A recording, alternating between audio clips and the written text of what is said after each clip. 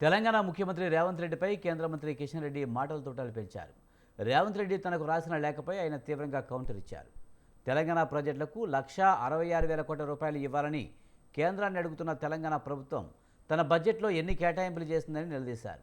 కేంద్రాన్ని నిధులు అడుగుతున్నప్పుడు రాష్ట్రం కూడా కేటాయించవలసిన అవసరం ఉందన్నారు కిషన్ రెడ్డి.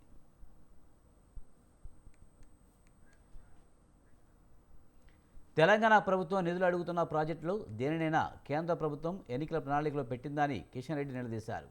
కేంద్ర ప్రభుత్వం ఏమైనా హామీ ఇచ్చిందా అన్నారు.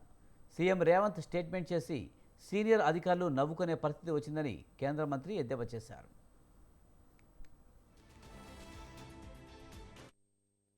ఉత్తరంలో నిన్న మరొకసారి 1,66,569 కోట్ల 31 లక్షల రూపాయల నిధులు మంజూరు చేయాలని డిమాండ్ చేశాడు.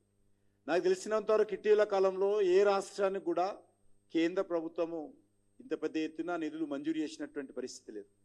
ఇన్ని లక్షల కోట్ల రూపాయలు కేంద్ర ప్రభుత్వం దగ్గర రెడీగా ఉండే పరిస్థితి కూడా ఉండదు. అంతేకాకుండా నేను అడుగుతాను ముఖ్యమంత్రి గారిని, మీరు 1,66,000 కోట్ల రూపాయలు అడుగుతున్నారు కదా, మరి రాష్ట్ర ప్రభుత్వం బడ్జెట్లో ఈ ప్రాజెక్టులకు ఎన్ని కేటాయింపులు చేశారో చెప్పాల్సినటువంటి అవసరం ఉంది.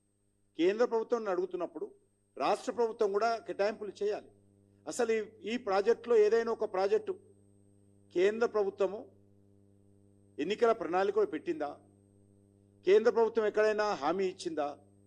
ఈరోజు ముఖ్యమంత్రి గారి స్టేట్మెంట్ చూసి ఆయన నమోదించిన స్టేట్మెంట్ చూసి